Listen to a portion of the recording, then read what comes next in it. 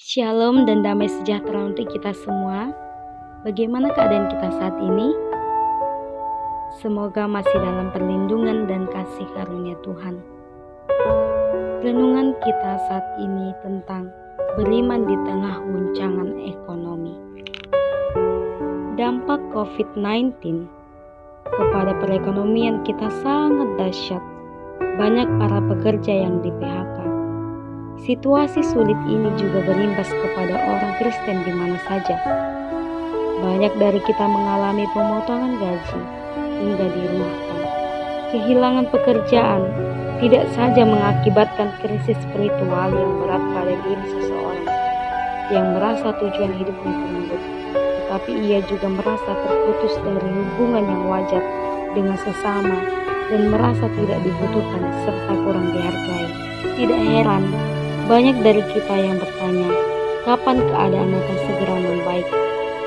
Dan bagaimana seharusnya kita merespon guncangan ekonomi yang terjadi saat ini?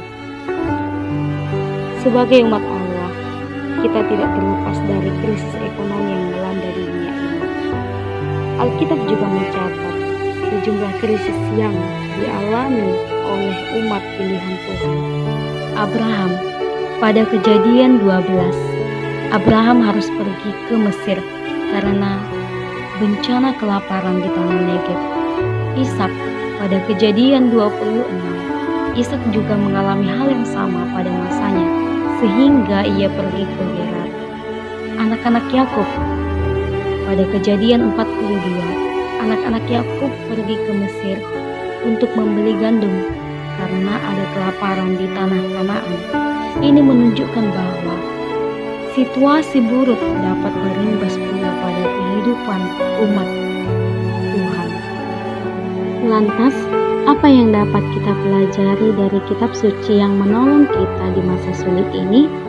Yang pertama adalah kita dapat terhibur dengan menyadari bahwa Allah mempunyai rencana bagi setiap hidup kita. Segala yang terjadi di dalam hidup ini berada dalam kedaulatan dan kuasa-Nya, termasuk juga guncangan ekonomi yang terjadi. Allah mengetahui setiap detail kehidupan kita, keuangan kita, hingga jumlah helai rambut kita. Allah berjanji akan memenuhi segala kebutuhan kita menurut kekayaan-Nya dan kemuliaan-Nya dalam Kristus Yesus. Filipi 4 ayat 19.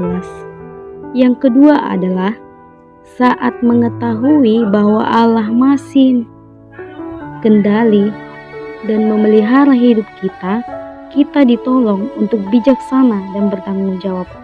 Rasul Paulus mengatakan, perhatikanlah dengan seksama bagaimana kamu hidup. Janganlah seperti orang bebal, tetapi seperti orang arif. Yang tertulis dalam Efesus 5 ayat 15. Kesulitan ekonomi telah mendorong kita untuk mengatur keuangan dengan lebih bijaksana. Rasul Paulus memberitahu kita bagaimana ia dapat belajar mencukupkan diri dalam segala keadaan, karena segala perkara dapat kutanggung di dalam Dia yang memberi kekuatan kepadaku.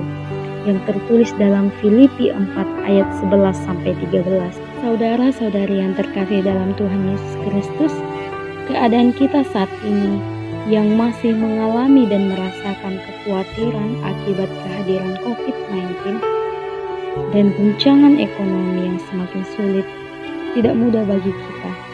Tetapi Allah berjanji takkan membiarkan kita dan meninggalkan kita. Yang tertulis dalam Ibrani 13 ayat 5. Meskipun kita sekarang masih dilanda pandemi COVID-19 dan ekonomi yang semakin sulit, Dia akan menolong kita dengan cara dan pada waktu yang dikehendakinya. Sebagaimana Allah telah menyelamatkan jiwa kita dengan ajaib, Dia teramat sanggup untuk menguatkan kita supaya kita tetap beriman di tengah guncangan COVID-19 dan juga guncangan ekonomi yang semakin sulit. Amin. Tuhan Yesus memberkati kita semua.